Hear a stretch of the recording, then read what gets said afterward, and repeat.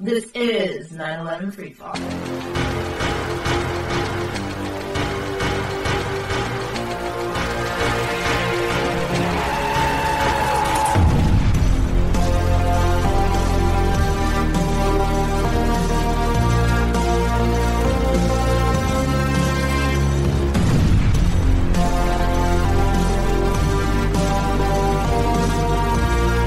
Good evening, ladies and gentlemen. Welcome to another episode of 9/11 Freefall. My name is Andy Steele, and I am the host. Tonight we'll be joined by Richard G. Ellefritz, Ph.D. He's an assistant professor of sociology, and we'll be discussing his doctoral dissertation called Discourse Among the Truthers and Deniers of 9/11. Some really interesting stuff in there. This is a long interview, so we're not going to waste any time. I'll be bringing that to you in just a few moments. The views expressed on this show by guests and the host on issues outside of the 9/11 controlled demolition evidence are the opinions of those individuals alone and do not necessarily reflect those of architects and engineers for 9/11 Truth.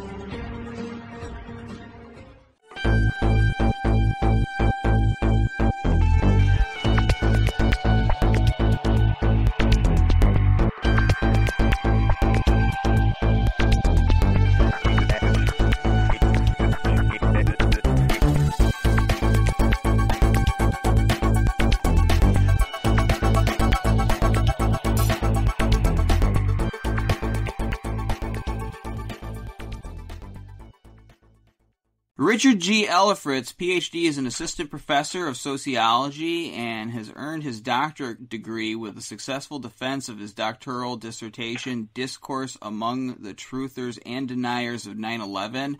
His research interests include social movements, the political economy, culture, and education. Richard is an active member of the 9/11 Truth Movement, a libertarian sociologist, educator, consultant, and family-oriented bachelor. So I want to welcome you to the show, Richard. Thank you very much. I'm honored to be here with you especially, and as a guest among many notable names that you've had on the past. So thank you very much. Yeah, and his dissertation, I found this a few days ago, folks, and honestly, I had never seen this before. This is well over, I think, 300 pages. And this is a good read. I mean, I think this is something that should be looked at in the future after we've put this whole thing behind us and it's been admitted the buildings were controlled demolitions, and they're looking back on this time period in history, wondering what the heck went wrong in our society, why it took so long for this to come out and become known by all. I think that your work is something that'll be studied, analyzed, and so we need to have more people knowing about it. We're actually going to provide a link to it in the description on tonight's show. I advise everybody to sit down. It's a lot of reading, but it'll keep you enthralled, I think, particularly the professional manner in which it's done. It's a Ph.D. dissertation, after all. So we're going to learn more about Richard in just a moment here. I wanted you to start off by telling us about yourself and more about your background. Sure. So I included that line there at the end of my introduction, a family-oriented bachelor, basically to remind myself to sort of apologize for my lack of more rigor and in-depth analysis with this dissertation. So I appreciate you giving it the props that you did. When I was doing my work, I was also raising a family, teaching classes, and doing a lot of school-oriented stuff. And I had plans to extend the dissertation, and just family life, work life, and everything kind of sometimes just overrides our plans. So basically, I've been an assistant professor for 3 years now, and I will be continuing to do so. And I achieved that after a 6-year stint as a PhD student at Oklahoma State University, where I was taking courses and teaching, et cetera. Before that, I earned my master's in sociology at Western Illinois University. I was doing something completely different. I did a program evaluation of environmental education. So I made quite a swing away from that to this dissertation. And I earned my bachelor's degrees in sociology and psychology at Western Illinois University as well, which is about 45 minutes away from where I grew up, out in the middle of cornfields and bean fields. So, that's my background in a nutshell. I'll say that in terms of, how I got to where I am, I sort of like Corbett, I didn't have the internet in my home until I moved down to Oklahoma to start my Ph.D. program. So basically I grew up without cable, without internet, kind of out in the country, and really just stayed apolitical, stayed, out of politics. And it wasn't until the last semester of my master's program that I overheard a professor talking to my thesis advisor about this new internet documentary called Zeitgeist. And I thought, well, if it's good enough for these professors, it's good enough for me. So I went and checked it out, probably at a local library. I can't remember where I watched it, but I thought Zeitgeist was kind of odd. And then it started talking about, September 11. And then I think it was Stephen Jones starts mentioning the third tower that collapsed. And I specifically remember this experience of just being, completely confounded, bewildered, astonished, amazed, and then just the range of other emotions, angry, upset, despondent. And it really kind of set me off in my current trajectory. It was just this puzzle that I couldn't let go of, and eventually led me to this conversation with you here today. Well, that's great, and we all have our stories on how we came across this information. A lot of them are remarkably similar. It's because of the internet, the opening of information to the general public, the ability for peers to share info without that editor censor in the middle of them, and here's another great addition to the truth movement, and in particular with this work that you have written. What inspired you to write this dissertation, on this topic? Really, a couple of things. One, when I, as they say on the internet, when I continued down the rabbit hole, I just found this to be such an interesting puzzle in terms of, why it is that so many people reject the idea that World Trade Center 7 appears to collapse in a manner similar to other known demolitions. For me and for many, many other people, especially in the 9/11 truth movement, this is sort of an obvious observation. As we sociologists know, things that seem obvious on their face need further interrogation. But in this particular instance, I really spent a lot of time on the internet trying to figure out which mainstream media sources were reporting on this. And I came to find out that, in fact, some had reported on its collapse before it collapsed, which made it even more strange to me. And so, I just kind of became more and more embroiled in this particular puzzle of World Trade Center 7. And the more I studied it, I studied what seems to me the missing Flight 93 and the Twin Towers and other aspects of the September 11 attacks.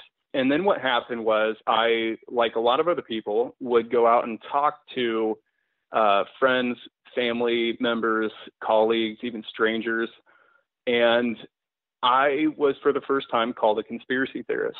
And, before in my life, before I watched Zeitgeist and got into this, I maybe watched Unsolved Mysteries. I remember watching Michael Moore's Fahrenheit 9/11 and kind of thinking to myself, he isn't suggesting that Bush had something to do with 9/11, is he? And I just thought these are strange ideas. And a lot of people have those thought patterns. So it was really sort of off-putting and insulting that I was called a conspiracy theorist by, again, friends, family members, colleagues, strangers, just because I was talking to them about this building's collapse and other aspects of the September 11 attacks, which are anomalous and don't match the official account.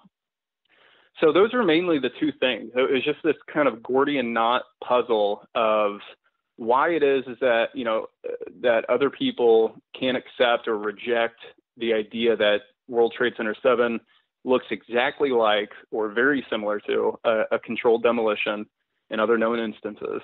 And then the second phase of it was I really hadn't experienced being stigmatized. I'd really never in my life, as as sociologists and social justice warriors like to say, as a cis white heterosexual white male, never really experienced any type of prejudice or outright discrimination or stereotyping until I was called a conspiracy theorist. And so I started looking more and more into that term. And I came to find out that just the term conspiracy theorist itself has this whole history and,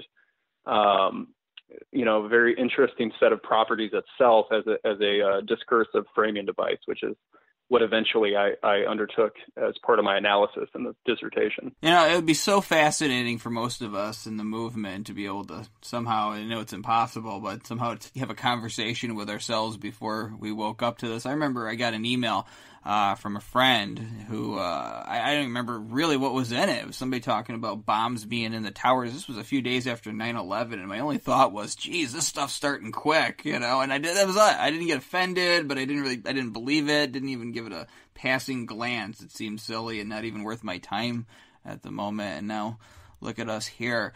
So with this dissertation here, this is very involved research because it's not just you writing your own views. You have to go out and defend it. You have to back it up with data. So start off by telling us some of the work that you had to do to put this thing together. Sure. So initially, I had to have several conversations with my dissertation advisor, who himself had kind of in his own research been in the middle of some controversial research in which his data, suggested that some authority structures were, let's say, engaged in malpractices. So he was very accommodating and understanding that, what I wanted to do was analyze, these sort of limited aspects of the September 11 attacks and the 9/11 truth movement. So first of all, I had to gain the support and understanding of my faculty members, my committee members who were going to oversee my dissertation. And what initially happened was I was on the internet and came to understand that there would be a sizable gathering of 9/11 truth activists in Manhattan on the 10th memorial of the attacks. And I seized that opportunity as my first inroad to collecting data from the 9/11 truth movement. And honestly, at that time, I was still a little hesitant. In fact, that's underplaying it. I was very hesitant to go down this route, and I managed to sort of have a double agenda.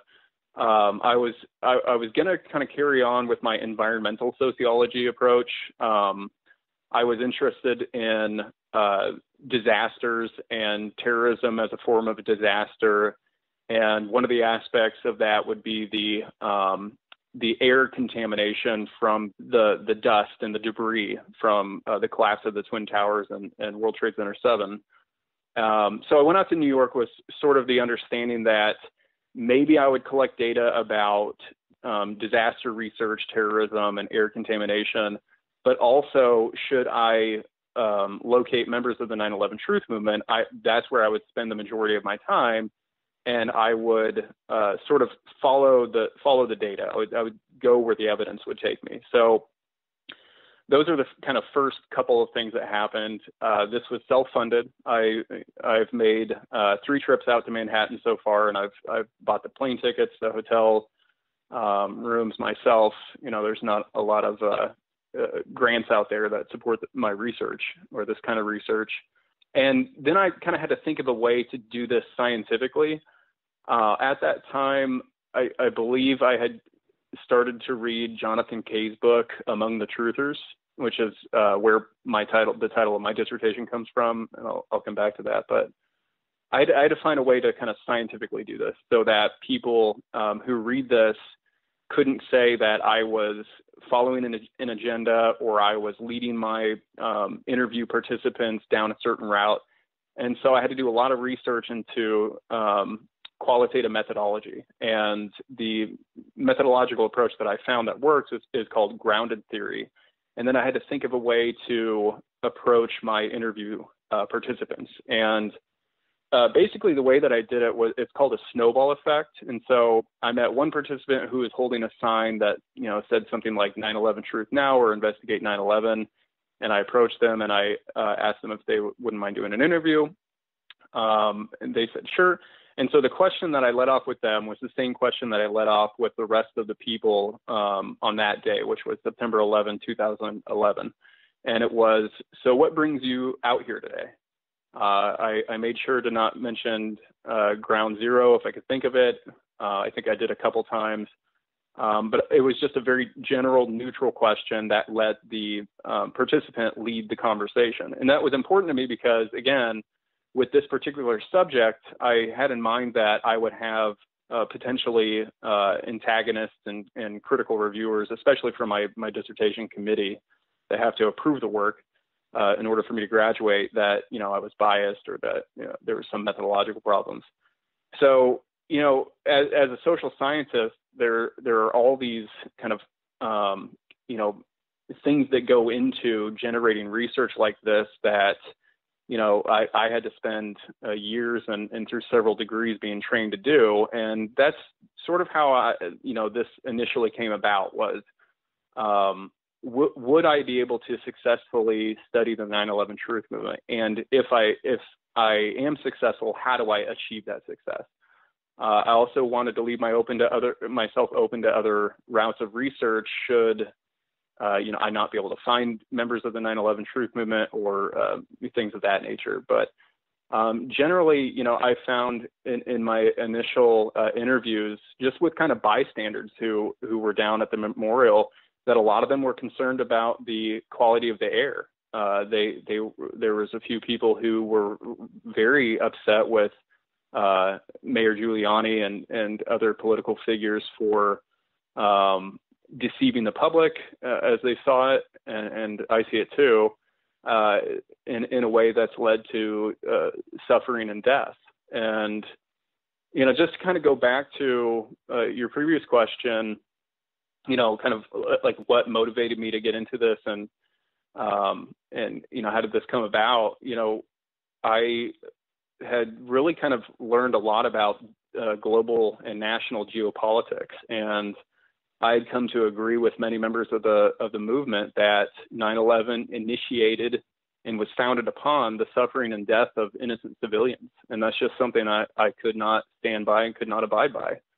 And so that really pushed me forward. But knowing that at the time, I couldn't let that affect the questions that I was going to ask my participants.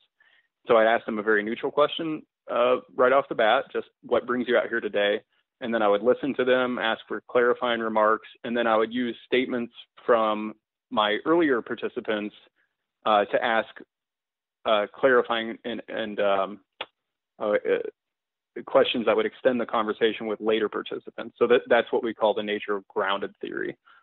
So those are just some of the things that went into my work, my analysis, and my motivation and how I approached my research early on.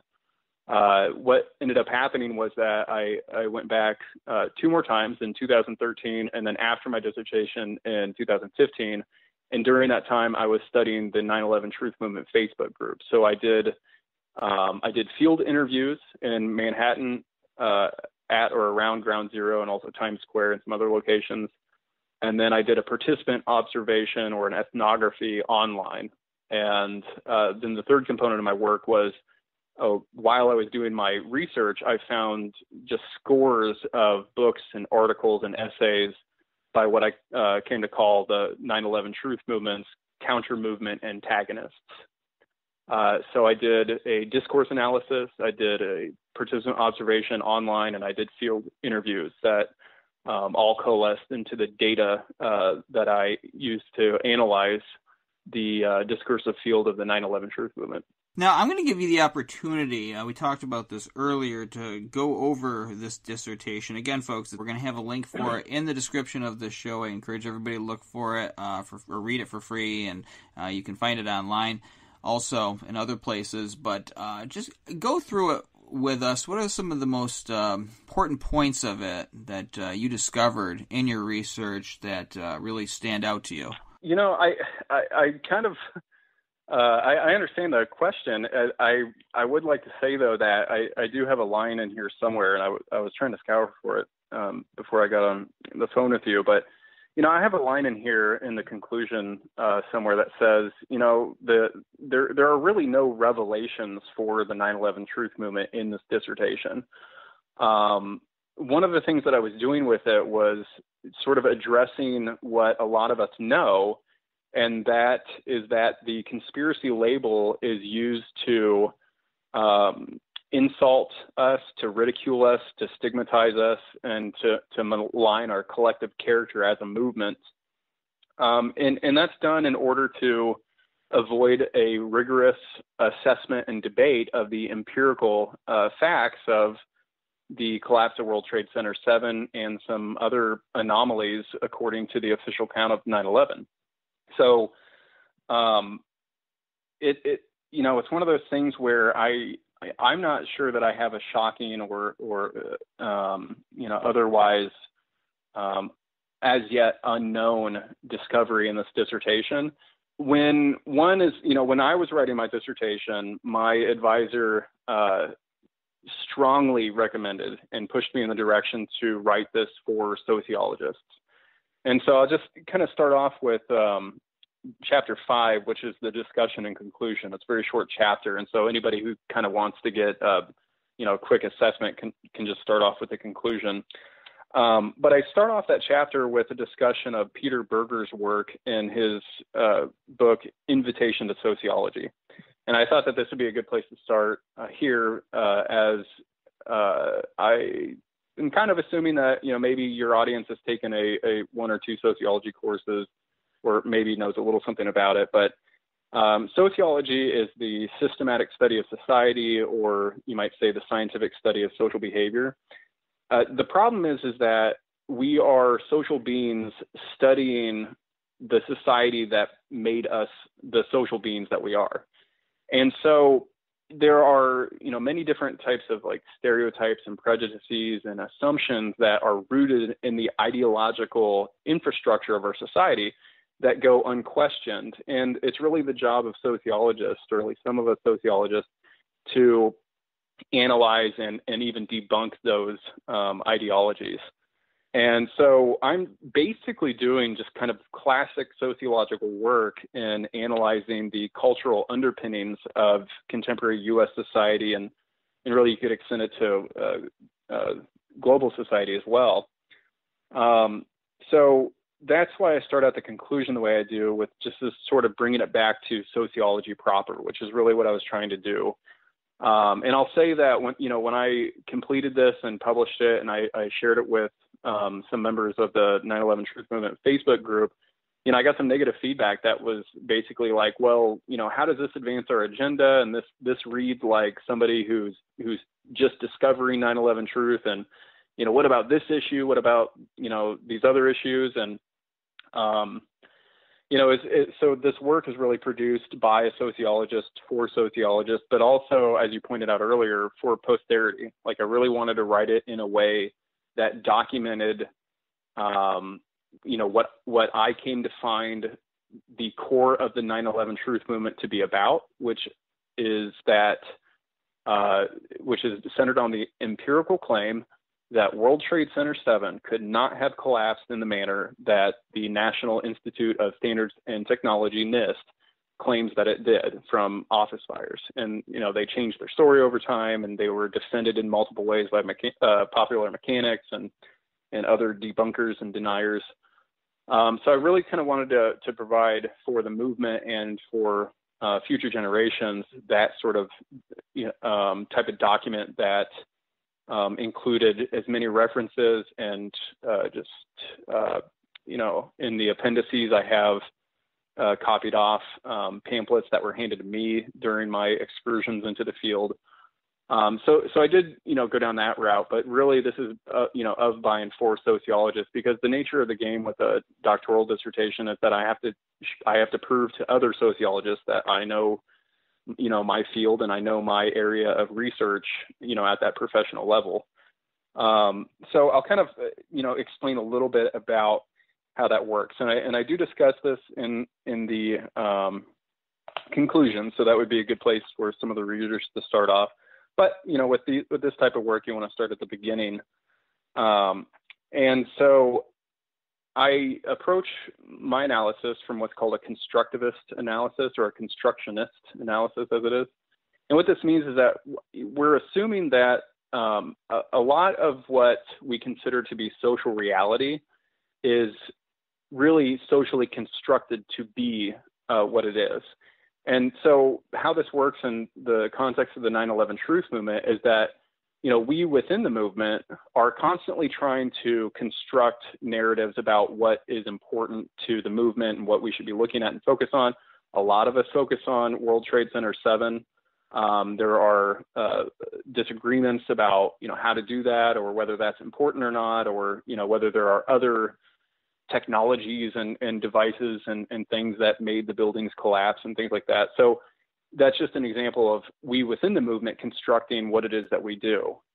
Now, in society, in a larger context, we're not operating in a vacuum. Okay. So we're operating in a society that has had a label prefabricated for us since the mid-'60s, and this would be the conspiracy label. So this is documented in two works, one by Hustings and Orr in 2007 in an article called Dangerous Machinery, published in the Journal of Symbolic Interactionism. And then Lance DeHaven Smith's work, I believe it's 2013, Conspiracy Theories in America. So they document sort of the history and the use of the conspiracy label. So again, I'm not breaking new ground there. I'm simply saying the 9/11 truth movement doesn't operate in a vacuum. We operate in a cultural context, in which case, if you say something that disagrees with authorized opinions, you run the risk of being labeled here on page 4. I have a series of terms. At first it was 9/11 truthers, and we've kind of adopted that term, so it's not as insulting as it used to be. But still, if you say something strongly enough that counters the official narrative, you're called a conspiracy theorist, a conspiracist, crazy, a loon, a kook, paranoid, deranged, and even anti-Semitic. And so the cultural context within which we're operating has been socially constructed by a multitude of social actors who represent different positions throughout society's institutions. And the reason that this is important to note is because a lot of people within the movement are, pretty much outside of those institutional orders. So, these are people who have what we would say like 9-to-5 jobs or something like that. I'm in a privileged position as a professor. You represent, media, if not the alternative media. There's the architects and engineers of 9/11 Truth, which is comprised of many professionals and experts. So our movement does have people in it who are rooted in legitimate institutional orders. But then that just kind of brings up this puzzle again. Why is it that when our experts make an empirical claim about the nature of the collapse of World Trade Center 7, experts from other arenas in society are able to simply avoid directly interrogating that argument by simply conjuring up one of these terms, kook or conspiracy theorist? And so that was kind of my main puzzle that I set out, and I discussed that at the beginning of my dissertation. So I'll just kind of pause right there if I'm going on too long, because literally I can just talk for hours on this. Yeah, feel free to. But no, I think it's important to bring up what you are bringing up, because one of my questions I had for you, and it sort of relates a little bit, because you got experts on one side, and then you've got so-called experts on the other side who oppose each other, and there's people caught in the middle of this too out in our society who may hear about it, think it's interesting, and then some other matter comes up and they're thinking about that and they don't get involved. But what factors go into making somebody willing to look at the facts on this and be an activist and speak out about it versus being, someone that viciously defends the official story. I'm curious about that. Hey, I'm curious about that as well. I would love to study that particularly. That would necessitate me collecting data on that in particular. And I have spent a bit of time addressing that issue. I've asked various people, what motivates you to do what you do. And one thing I've not been successful so far in is getting defenders of officialdom, defenders of the official account, to explain in depth why they do what they do. But what I have got as sort of a preliminary data on that is that they are sort of just disgusted and repulsed by the idea that they live in a society with those of us who would dare question the authorized version of history. They just don't like the fact that we dare think outside of the consensus. We, as Tom Woods notes, we go off of script. We go off the authorized 3x5 note card of popular opinion, and it's one of those things where, and somewhere in my dissertation I addressed this, and this is something I've lined up for future research, is that it's very similar to the way that racism and sexism and homophobia work. That there are people who have authoritarian personalities. They have rigid ways of thinking about the world in terms of, binary systems and black and white. And they, I think, are an outcome of a constructed multi-institutional order, as I explained in my dissertation, that purposively constructs a reality for them that says that, they have a First Amendment right to a free press, that the free press is maybe flawed, but for the most part, it's functioning well. And actually, Cass Sunstein proposes that in his 2008 paper, Causes and Cures of Conspiracy Theories, which David Ray Griffin did an excellent job deconstructing in his book. So I would say that's kind of part of the issue in the situation, is that you have some people who go through their lives and they are rewarded by their parents, by their teachers, by their religious leaders, their friends, for affirming and reaffirming what's held to be the truth of reality, kind of quote unquote.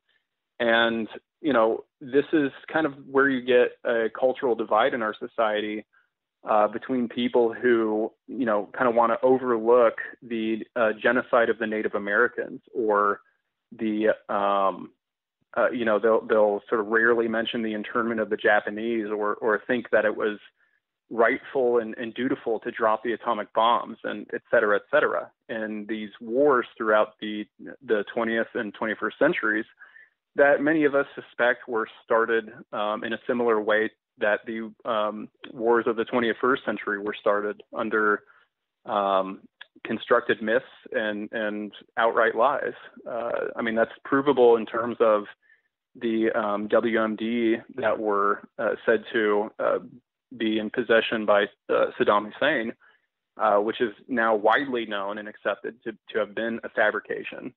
But I, for example, was in my one and only debate with a group on Facebook called 9/11 Truthers Are Crazy. And what happened was I accidentally commented on somebody's post, and I didn't realize it was in that group. And I found myself just embroiled in this extensive debate where I couldn't even get these people to admit that it is mainstream opinion that Iraq did not have WMD. They wanted to steadfastly, hold to the idea that, Bush was in the right, that these wars were justified, and therefore the, what I would call the killings and slaughter of civilians was justified. And, members of some members of the 9/11 Truth Movement and truthers think that these are paid government shills. And, I don't know whether I'd go that far, because I think that, what motivates a lot of people is this adherence to their identity as an American. And what it means to be an American is that they got a good quality public education and they subscribe to the correct mainstream media outlet, whether it's Fox News, MSNBC, or CNN or NPR. They have the correct religion. They have the correct way of raising a family. And so I think what, the motivating factor for a lot of people is this identity. And nobody really wants to be the bad guy or to be on, quote, the wrong side of history. And so if in their minds, there's this small movement that is, claiming that the World Trade Center buildings were brought down by demolitions, well, obviously we're just crazy because the government told them and the media told them what truly happened. And my concern with that as a scientist is that we are not engaging in rigorous, rational, and empirical discourse. We're engaging in a discourse centered around rhetoric involving truth by authority and truth by assertion rather than truth by data and what I would consider rationality and skepticism. So this is indicative of a larger culture war that's going on, and that's been well documented since the early 90s. There's some debate on whether or not, or the extent to which that culture war is happening. But there's a new work by Jonathan Haidt, and he runs a Heterodox Academy that is showing that there is a deep and growing divide in the political ideology of the United States. And so, I'm not coming down on the side of conservatives or progressives or anybody else. I just would sort of, say that what motivates people is one of the things that's popular to say within the movement is people don't want to experience cognitive dissonance. And there's been a lot said and done about that, and I agree with that. I just think that kind of what's going on alongside the cognitive dissonance is a sense of identity. And again, there are people who want to live in a unified United States of America, guided by one central federal government and one religion and one economic system and one value system. And then we in the truth movement pose a problem for them because we will not give up on our claim that World Trade Center 7 collapsed in a way that is very, very similar to known demolitions. And we adhere to our guns, I think, for a very dissimilar reason that they stayed to their point. And our reasoning is based on our self-reliance on rationality, skepticism, and empiricism. So I think that we are a science-based movement. That's part of the broader peace movement. So we have a deep sense of justice. We don't want the deaths of the civilians on 9/11 and in the wars thereafter to go, I hesitate to say unpunished, but, we a lot of us want something to be done about that. So, we sort of exist in a different world than a lot of, I would say, conventional thinkers. And this is actually something that I address right off the bat in chapter 1. So if the audience wants to go to page 6 and look at figure 1, I included the first figure in my dissertation as sort of an homage to architects and engineers for 9/11 truth, which puts into question my objectivity and my biases. But I freely admit my biases. I believe I'm on the right side of history. Our opposition believes they're on the right side of history, and I think that hopefully, with enough attention and grit, the truth will out. But I do a little comparison here on pages 5 and 6. On page 5, you have a mainstream media outlet, Time Magazine, sort of trying to frame what we see in this image of the Twin Tower, one of the towers collapsing.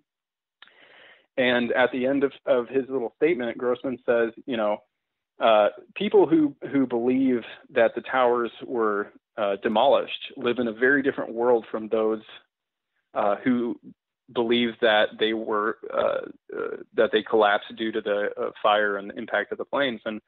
And I agree. I think that there are two very different realities that are coexisting right now, at least two different realities.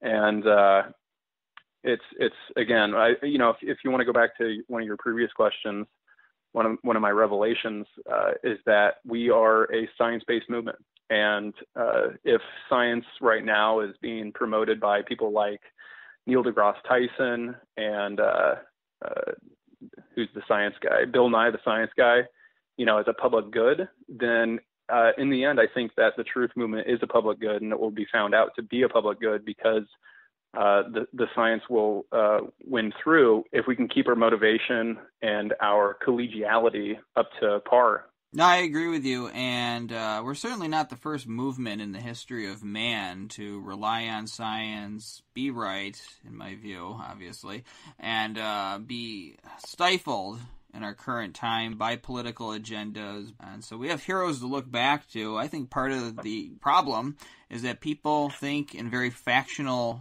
terms. I'm an American, I'm a Republican, I'm a Democrat, I'm this, I'm that, and then inevitably that faction will go in some direction that you personally don't agree with, and then people either compromise or they break away. The important thing, in my view, this is how I try to live to the best of my ability, is not think in terms of factions. You are just you here on planet Earth, spending a little bit of time here, and then eventually passing from it, and use that time here on this Earth in the best way that you possibly can. And if it's getting involved with 9/11 Truth and trying to expose what really killed nearly 3,000 people, then that is great.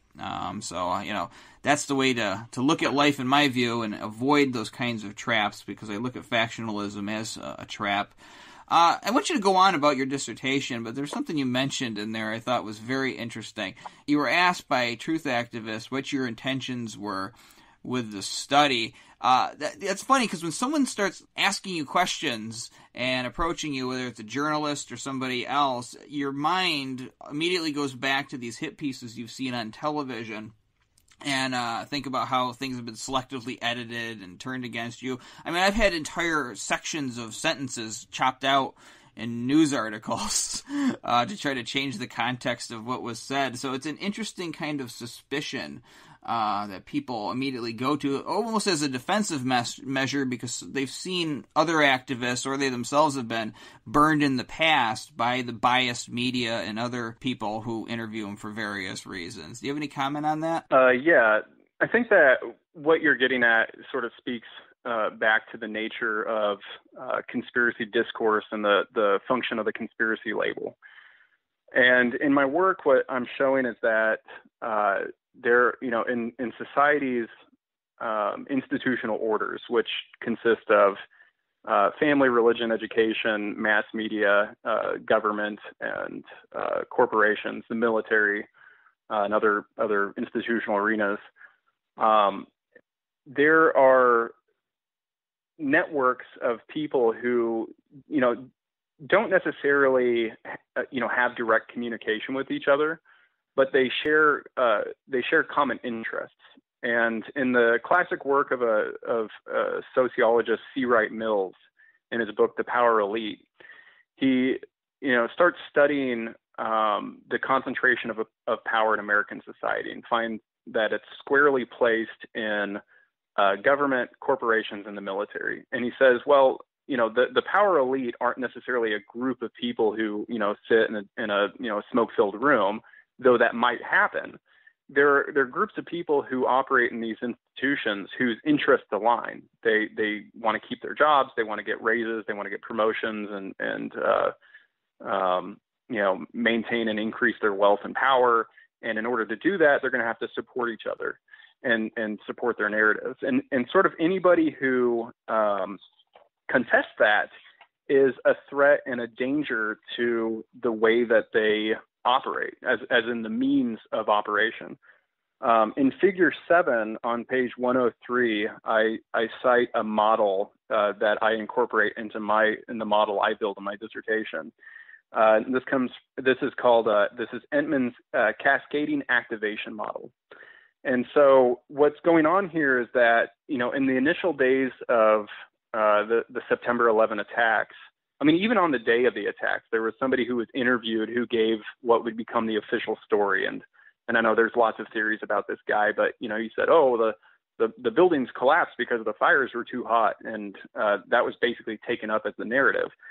But what happens, according to Entman's cascading activation model, is that officials in the legitimate, powerful institutions, government, corporations, and by the way, mass media are corporations, like Fox News, MSNBC. Those just are corporations.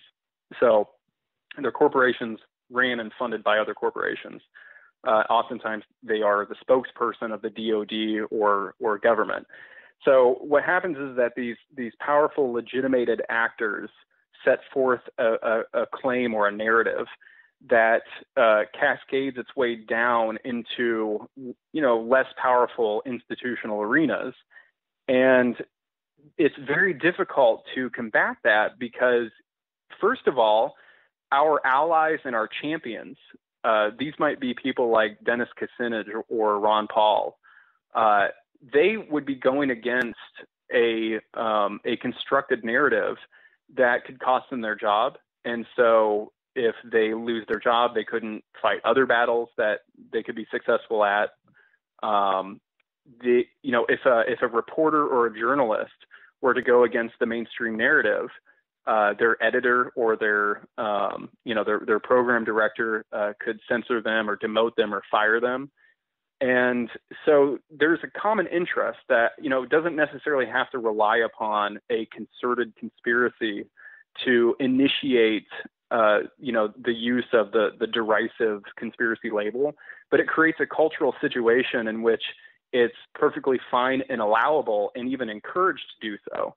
Now, with that being said, I think the conspiracy label was generated by the CIA after the JFK assassination. And again, this is documented by Lance DeHaven Smith and Hustings and Orr. And there's good reason to say that academics and journalists have really done a lot in the way of constructing that label to be used in popular discourse. And I do have some references to that regard. I just can't think of what their names are off the top of my head, but these are people who have written published articles that say that they want, Cass Sunstein said he wanted to cognitively infiltrate the truth movement, but then there's some other articles that, say that they want to inoculate the public against unauthorized opinions of official accounts by denigrating conspiracy theorists. So again, there is a way to know and understand why it is that we would be skeptical of interacting with mainstream media outlets, especially when, as you were giving an example of, when it has happened to you that your own words have been edited out. And then if it could happen to Andy Steele, it could happen to Rich Ellefritz. If it could happen to Rich Ellefritz, it could happen to, any other given member of the 9/11 Truth Movement, and it has. And so not only do we have cause for concern with our anecdotal and lived experiences, but we also do have a very kind of fine-tuned understanding of the history of the construction of the conspiracy label and how it operates in society. And that's why I took pains to put models in my dissertation from researchers of social problems generally, and then particularly related to 9/11, and that's on page 103 and 106. And so, in my dissertation and my work, I really do try to show that, we can know from where and by whom and how people will come to be labeled as a conspiracy theorist, which we know is designed and is used to insult and stigmatize and diminish our public character in a way that allows its issuer to avoid a rigorous assessment and debate over our empirical claims. We want to know why World Trade Center 7, why NIST says it collapsed due to office fires, even though it also admits that it collapsed at free fall acceleration for a period of time. When we ask these questions, I've had this personally happen to me, and I've seen it time and again on the internet and news. People kind of throw their heads back, or their face gets red, or they get angry and emotional. And before you know it, somebody's called a conspiracy theorist and the topic has changed, or a playbook of questions comes out.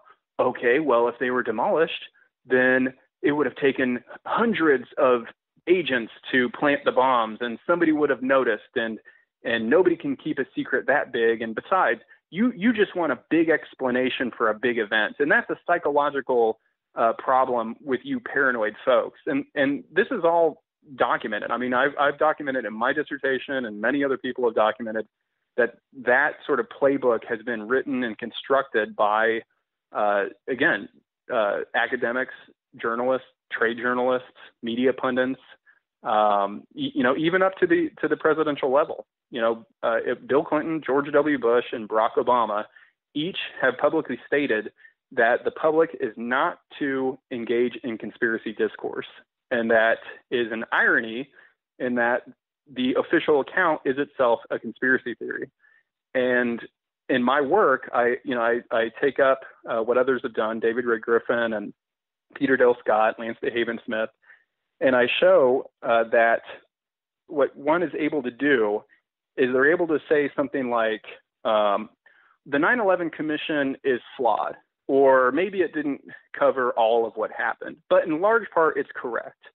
Or they're able to say something like, well, maybe WMD were not found in Iraq, but it was a humanitarian effort, and so it was justified. And so, people are able to sort of go along that route and still sort of maintain their public credibility or their legitimacy.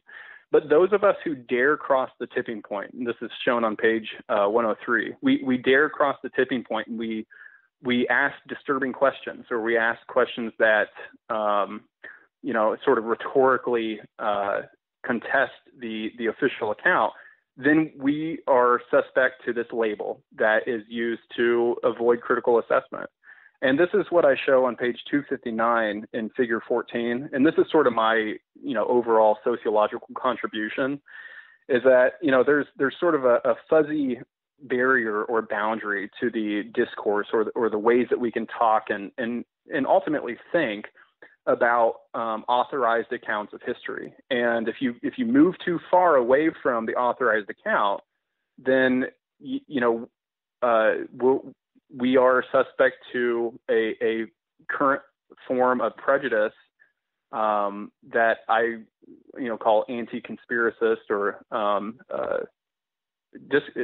I just call it anti-conspiracist discourse, and that is the root of leading society away from scientifically and rigorously interrogating some of the most historically significant events in U.S. and global history. And again, Lance DeHaven Smith does an excellent job in his book detailing how that works. I just show how that type of talk and text and activism play out with and between the 9/11 truth movement and our counter movement. And so that's the title of my dissertation. The second part is Movement-Countermovement Dynamics, or Interactions, and the Discursive Field of the 9/11 Truth Movement. And I'd like to just kind of note that the first part, which is discourse among the truthers and deniers of 9/11, is a direct assault or direct interaction with Jonathan Kay. And I took part of the title of his book, Among the Truthers, and I stuck it in the title of my book. And I directly confront him on pages 201 to about 218 in my book, in my dissertation. So that's basically why I can say I'm an active member in the 9/11 Truth Movement. Is I really tried to be a dutiful sociologist by engaging in systematic, trustworthy, rigorous, qualitative research, but then to do that in such a way that represented what I believe is the core of 9/11 truth, which is derived from my data, and that's that World Trade Center 7 didn't blow itself up. It didn't collapse due to fire or whatever the story has changed to be, if it's changed at all in the official account. It was likely a demolition, and we need a new official investigation with subpoena power. I would just caution members from going too far in the retributive justice framework. That's the Old Testament eye for an eye, because the entrenched interests have an interest in maintaining their heads on their shoulders, so to speak. So that's my message to members of this movement, is that consider advanced logics in terms of penitence, and let's all move forward with truth and justice. Just as somebody who studied sociology, what needs to change overall in society for people to look at this more objectively, and how do we as activists foster it, in your own view? Yeah, so I'm really excited about the fact that there are science popularizers like Neil deGrasse Tyson and Bill Nye who are trying to make science cool and popular and fun. And this was like an example of this is that in one of these science shows, there was a person who solved sort of the conundrum of how many panes of glass a bowling ball would break before it stopped. And she found her formula in a 9/11 Truth forum. And I think that, one of the things that needs to change is that we need science education. We need science to be cool and fun again. And we need people to sort of learn the history of science, because the history of science involves people who went up against the established interests. And these are people like Galileo and Copernicus and others. And they also need to understand that part of the history of science is Werner von Braun and Albert Einstein, who led the way to the atom bomb. They need to know that science is a double-edged sword, and that there are powerful interests who seek to exploit, manipulate, and edit and censor scientific knowledge. So, again, I think that the double facet of the 9/11 Truth movement in a broader context is that we are a peace movement, and we are a scientifically based movement. All right, Richard Ellefritz, thank you so much for coming on 9/11 Freefall, and I hope everybody looks up the paper and reads it. Thank you so much, and I really appreciate you having me. It was quite an honor. This program is on every Thursday night on No Lies Radio at 10 o'clock Eastern, 7 o'clock Pacific. You can also keep track of the archives by going to 911freefall.com. This is Andy Steele saying have a great week and good luck.